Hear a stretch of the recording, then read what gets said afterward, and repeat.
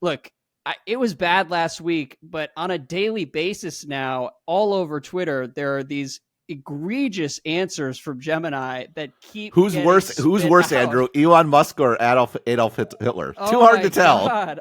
I just like, when is it going to stop? Just shut the whole thing down. Sundar, pull the plug for a couple days, give everyone a break. But what do you think of where we are right now? Well, this episode is really, even more than the business model thing, probably does raise very real questions about Google in the long run for a few reasons that are a little hard to tease out. I'm going to try to tease it out here. I think I'm going to write about this. Of course, I don't know if I want to write more about this because, like, when I wrote on Wednesday, right, I highlighted this ridiculous image generation. This was a small thing confined to the corners of Twitter and group chats, right? Mm-hmm. And I'm like, this is so bad. I feel like I need, like, part of my, I did an article ages ago about the dissemination of information and how it sort of works on the internet. And like, as part of that, I articulated, like, I think it was in the context of, remember Matthew Iglesias and Ezra Klein started Vox, and then they like both left within a month of each other. And Iglesias started a Substack and Klein went to the New York Times. And I'm like, this fits where they traditionally are in the information dissemination ecosystem. Iglesias is like a content machine. He's just throwing stuff out all the time, and some of it sticks, some of it doesn't. And he's, you know, when he's not writing a super long article every single day, he's tweeting 5 gazillion times on Twitter. I mean, just like a machine, right? And he's on the front edge of just the generation. He's not on like the frontier edge. The frontier edge is like all the anonymous people on Twitter. They like, I have no idea who you are, but that's kind of an interesting point, right? Like, and you know, I could but he's like a step further. Then there's sort of like the bring it from the edges of thought or group chats to sort of a broader audience, or tie this together into what's happening sort of broadly. That's where I think stratechery is, right? What is this new thing that's happening? What's its connections to other stuff that's happening?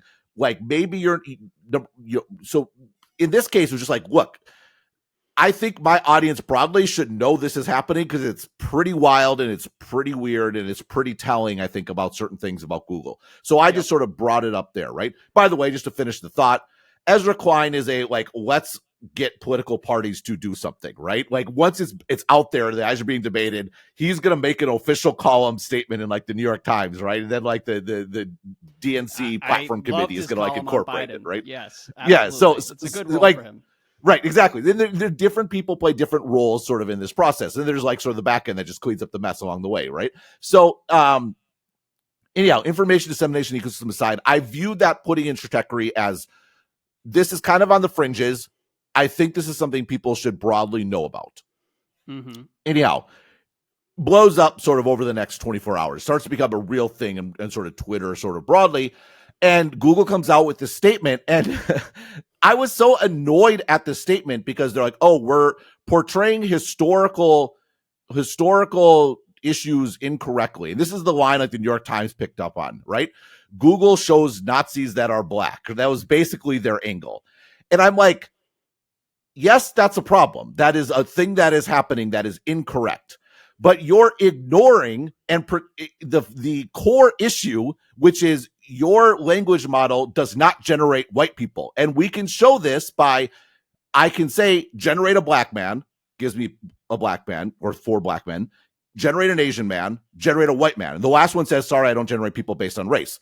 That's a clearly an explicit decision that was made that explains why it won't show German soldiers that are white, right? Like, so like, it was like the statement was irritating to me because it was obfuscating what was actually happening. And so I tweeted evidence of why that statement was obfuscating. Right. Anyhow, fast forward 24. So Elon Musk replies to it, and then it starts to go viral, all this sort of stuff, right? Yeah, very. That was really. And I'm like, culture I'm war like, this is why I don't tweet. I know that's the whole point, right? So number one, I don't tweet in general.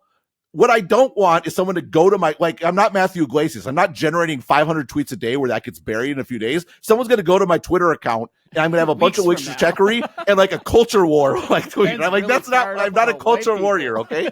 So yeah. So anyhow, but the other issue is that this Jack K guy, protected his account or deleted his tweet. I can't remember which one. And so now there was no context for my statement, which I was quote tweeting him. It's just this random, like, oh, here's Ben tweeting about race on Twitter, right? And so I'm like, yeah, I'm out. I left it up for 24 hours because it became a big thing. Now it's passed. Other people tweeting about it. I'm going to delete it. And I have no apologies about. That's fine. I'm fine to have deleted it. Absolutely. Okay. So that's the me story. So enough about me. So the issue for Google, and actually it was really useful, and this, I've said this on Dithering, but I'll say it again here because it has remained very striking to me, is I did get one response from someone on Twitter. And actually this response made the whole sort of hullabaloo worth it for the thinking that it has inspired in me, which was the way I framed Google's choices in that update. Is like, Google is so timid. Like, they're worried about being yelled at for having like misrepresentative sort of images that they've imposed this. Yeah, exactly. And this person comes back and he's like, aren't you showing why Google is timid? You're attacking them because you don't like the results that they showed. And that person was exactly right. Like, and this goes to, I was mad at Jack K because he wasn't speaking to the root issue. He was speaking to like an outgrowth of the issue. And I'm like, no, there's a root issue here that you're missing. I'm making the same mistake, which is I am critiquing Google for being slow, for moving, for having this sort of uber suppressed sort of AI that has clearly been steered in a particular direction. And just to back up, the way this works is they train their core model. And in that training, there's no editor, it's just learning. The model teaches itself. That's how this sort of stuff sort of works. You throw a bunch of data on it, it works through it, it builds these associations. The model basically trains itself. Then what happens is you go through what's called an RLHF process, where you have a team of experts or people, or you outsource it or whatever it might be. And this is kind of the secret sauce of all this. OpenAI is kind of the best at this. And they really, shifted things, I think, as far as people's approach to this, where you ask it questions and then you tell it what they got wrong in the question, or you correct the question. So you ask XYZ and you say, actually, it should have been this. And the part of the amazing thing of these models is the way they learn so quickly. And that goes into sort of like the topmost layers of the model. So, and it's this reinforcement. It's called RLHF, reinforcement learning through human feedback. It's remarkably effective. It is how you move from GPT-3 being, wow, that's generating great prose and it's kind of falling apart and it never stops, it keeps going and going, to having a tightly scripted 3-paragraph answer that is very coherent. That happened through RLHF. What also happens through RLHF is you can basically impose points of view and views of the world. And that clearly, in the case of Gemini, and that's where we'll get to the word bias in a moment, but that's where the bias is really coming in at the core, is through RLHF. Then, in addition, Google is engineering the prompt. So when you type in something, what it's sending to it is not just what you type, they're adding stuff in. And so people have reverse engineered. Diverse, correct? Right. So they're saying, so in this image situation, they're inserting, make this image diverse. Right. Let's make the British monarchy diverse. Right. Well, I've got some bad news for you when you look back at the last several hundred years. So when I was, so there's two things going on here. So the one part is the prompt is just screwed up. It's to what you're saying, right? It's basically saying never generate white people, always make things diverse, and it has no context of the situation and when it should or should not sort of do that, right? Or leaving aside the question of should it do it sort of at all, right? So that's the issue, and that can be fixed. I'm sure they're working through how they're going to do their prompts and things along those lines.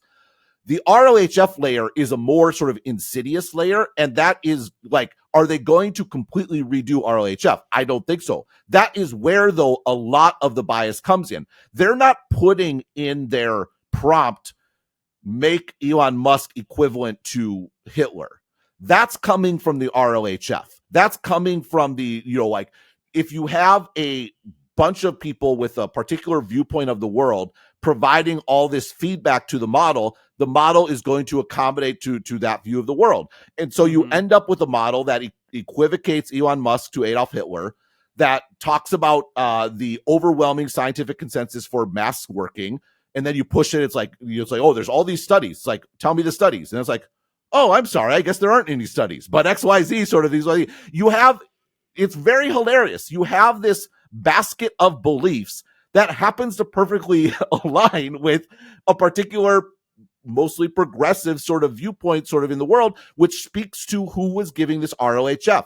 And they and sort of pushing it sort of in this manner. So you have these two layers of sort of issues that are pushing it sort of in this direction. And so that's how we got to where we are and why we're getting sort of these insane answers.